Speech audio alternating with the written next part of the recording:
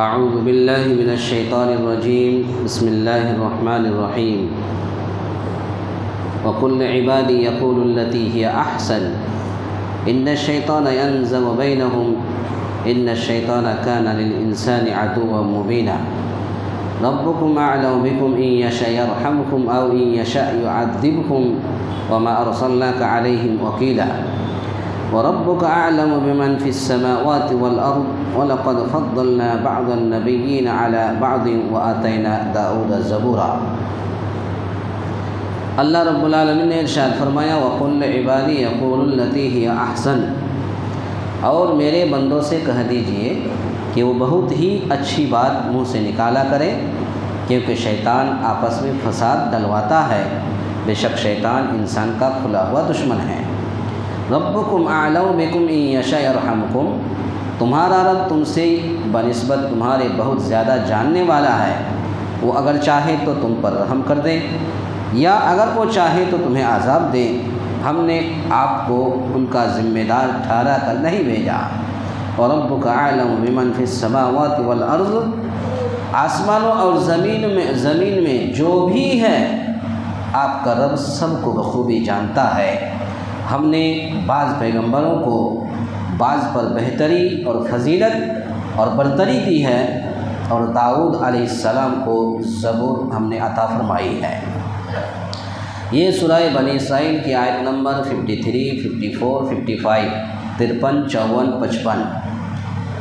پہلی آیت کے اندر اللہ رب العالمین نے یہ پیغام دیا ہے کہ حسن ادب سے گفتگو کرنے کی تاکید کی ہے کہ ادب کے دائرے میں انسان بات چیت کرے۔ اس کے بعد دو آیت کے اندر اللہ رب العالمین نے یہ پیغام دیا ہے کہ اللہ رب العالمین علیم ہے، حکمت ہے اور خوب جاننے والا ہے۔ اللہ رب العالمین نے فرمایا وَقُلْ لِعِبَادِي يَقُولُوا الَّتِي هِيَ أَحْسَنُ، اور میرے بندوں سے کہہ دیجئے کہ وہ بہت ہی اچھی بات منہ سے نکالا کریں، کیونکہ شیطان آپس میں فساد ڈلواتا ہے، بے شک شیطان انسان کا کھلا ہوا دشمن ہے۔ یعنی آپس میں گفتگو کرتے وقت زبان کو احتیاط سے استعمال کریں، زبان کو احتیاط سے استعمال کریں، اچھے کلمات بولیں۔ اسی طرح کفار و مشرکین اور اہل کتاب سے اگر مخاطبت کی ضرورت پیش آ جائے تو ان سے بھی مشفقانہ اور نرم لہجے میں گفتگو کریں۔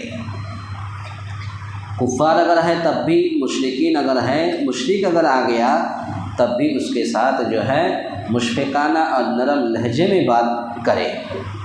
یاد ہونی چاہیے کہ جب اللہ کے نبی صلی اللہ علیہ وسلم کے پاس مدینے کا ایک شخص اللہ کے نبی صلی اللہ علیہ وسلم کے پاس ملنے کے لیے جا رہے تھے، جیسے ہی ملنے گئے تو آپ کو خبر دی گئی کہ اللہ کے رسول فلاں شخص آیا ہے آپ سے ملنے۔ اللہ کے نبی صلی اللہ علیہ وسلم نے فرمایا، صحیح بخاری کی حدیث ہے کہ بئس اخو العشیرہ، وہ مدینے کا سب سے گھٹیا انسان ہے۔ اللہ اکبر۔ اس کے باوجود نبی نے کہا کہ آنے دو، اور پھر جب آیا تو اس طریقے سے اللہ کے نبی صلی اللہ علیہ وسلم نے اس طریقے سے اس سے بات کیا، ایسا لگ رہا تھا کہ آپ کی زبان سے شکر جھڑ رہی ہو۔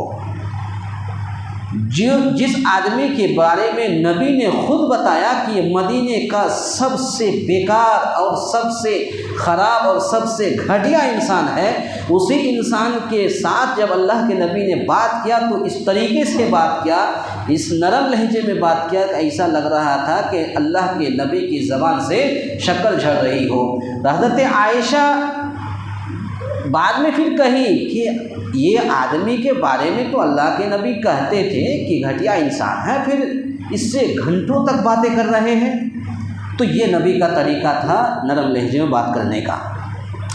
زبان کی ذرا سی بے اعتدالی سے شیطان جو تمہارا کھلا اور ازلی دشمن ہے، تمہارے درمیان آپس میں فساد ڈلوا سکتا ہے۔ ایک انسان دیکھیے ایک ہی بات کو کئی طریقے سے بات کر سکتا ہے۔ ایک ہی بات کو مثال کے طور پر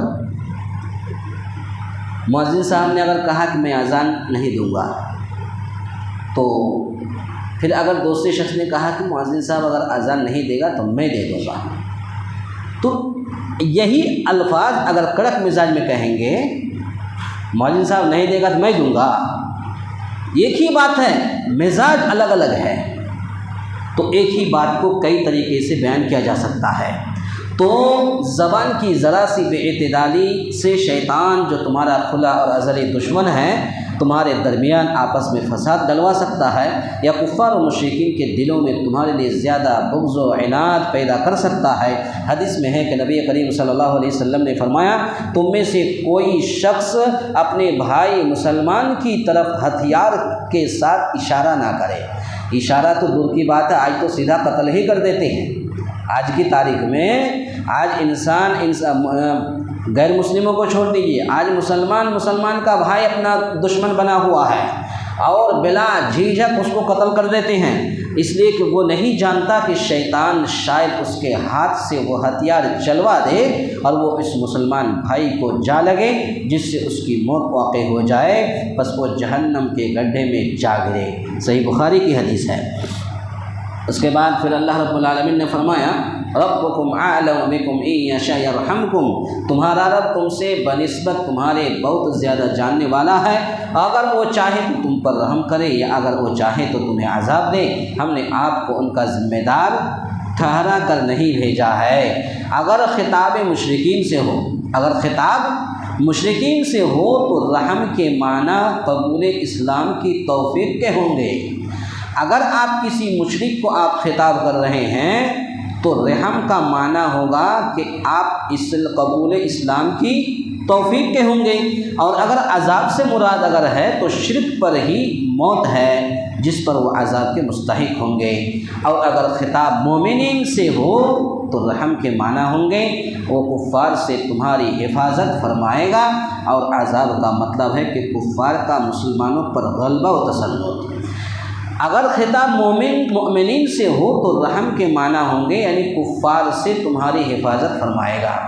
اگر اللہ کا ایک نیک بندہ، نیک مومن بندہ اگر ہے تو کفار کے اور مشرکین کے اور ڈاکوؤں کے ہتھ کنڈوں سے اللہ ایسے مومن کو اللہ حفاظت فرمائے گا۔ حافظ عبد المنان محدث وزیر آبادی، یہ دونوں آنکھ سے نابینا ہو گئے تھے، بہت بڑے محدث تھے اور دونوں آنکھ سے نابینا تھے، اور قرآن کے حافظ قرآن تھے، تو بعد میں یہ ان کی دونوں آنکھ چلی گئی تو ان کو لوگوں نے اٹھا کر جنگل میں پھینکایا، اور ایسی جنگل میں پھینکایا جس جنگل میں چیر پھاڑ کر کھانے والا جانور موجود ہے، وہاں پر اس کو پھینک کر کے آیا۔ تو جب قرآن کی تلاوت اس نے شروع کر دی تو جتنے جنگلی جانور تھے سب بیٹھ کر کے سن رہے تھے۔ اللہ اکبر۔ تو ایک مومن کی اگر حفاظت اگر کرنا چاہے اللہ تعالیٰ تو کتنوں ہی اس کو گئے گزری جگہ میں اگر رکھ دیا جائے وہاں بھی اللہ اس کی حفاظت فرمائے گا۔ تو یہی کہا کہ اگر خطاب مومنین سے ہو تو رحم کے معنی ہوں گے یعنی وہ کفار سے تمہاری حفاظت فرمائے گا کہ آپ انہیں ضرور کفر کی دلدل سے نکالیں یا ان کے کفر پر جمے رہنے پر آپ سے باز پرس ہو۔ اس کے بعد پھر اللہ رب العالمین نے فرمایا، وَرَبُّكَ أَعْلَمُ بِمَنْ فِي السَّمَاوَاتِ وَالْأَرْضِ، آسمان اور زمین میں جو بھی ہے آپ کا رب سب کو بخوبی جانتا ہے۔ ہم نے بعض پیغمبروں کو بعض پر بہتری اور فضیلت دی ہے، اور داؤد کو زبور ہم نے عطا کی ہے۔ یہ مضمون تلک الرسل فضلنا بعضهم علی بعض، یہ تلک الرسل یعنی تیسرے پارہ میں گزر چکا ہے۔ یہاں دوبارہ کفار مکہ کے جواب میں یہ مضمون دہرایا گیا ہے جو کہتے تھے کہ کیا اللہ کو رسالت کے لیے یہ محمد صلی اللہ علیہ وسلم ہی ملا تھا، یعنی رسول چننے کے لیے، نبی چننے کے لیے کیا صرف محمد صلی اللہ علیہ وسلم کو ملا تھا؟ یہ کفار کا کہنا ہے۔ اللہ تعالیٰ نے فرمایا کسی کو رسالت کے لیے منتخب کرنا اور کسی ایک نبی کو دوسرے پر فضیلت دینا یہ اللہ ہی کے اختیار میں ہے، یہ اللہ ہی کے اختیار میں ہے۔ اور حقیقت یہی ہے، اللہ جسے چاہتا ہے نبی بنا دیتا ہے، جسے چاہتا ہے رسول بنا دیتا ہے، اور یہ سب اللہ کے ہاتھوں میں ہے۔ آج بھی اللہ رب العالمین جسے چاہتا ہے، جو چاہتا ہے کرتا ہے، جسے چاہتا ہے دیتا ہے، جسے چاہتا ہے چھین لیتا ہے۔ یہ اللہ رب العالمین کی مشیت ہے، یہ اللہ رب العالمین کی مرضی ہے، یہ اس کا فیصلہ ہے۔ تو پتہ ہی چلا، اور آج کے درس کا خلاصہ کلام یہ ہے کہ اللہ رب العالمین نے حسن ادب کے دائرے میں بات کرنے کی تاکید کی ہے، اور پھر اللہ رب العالمین علیم ہے، حکیم ہے، اور اللہ تعالیٰ غفور الرحیم بھی ہے، بڑا بخشنے والا، رحم کرنے والا ہے۔ اللہ تعالیٰ سے دعا ہے یا الہ العالمین ہم تمام مسلمانوں کو کہنے سننے سے زیادہ نیک عمل کرنے کی توفیق عطا فرمائے۔ آمین۔ اقول قولی ھذا استغفر اللہ لی ولکم ولسائر المسلمین واستغفروہ انہ هو الغفور الرحیم۔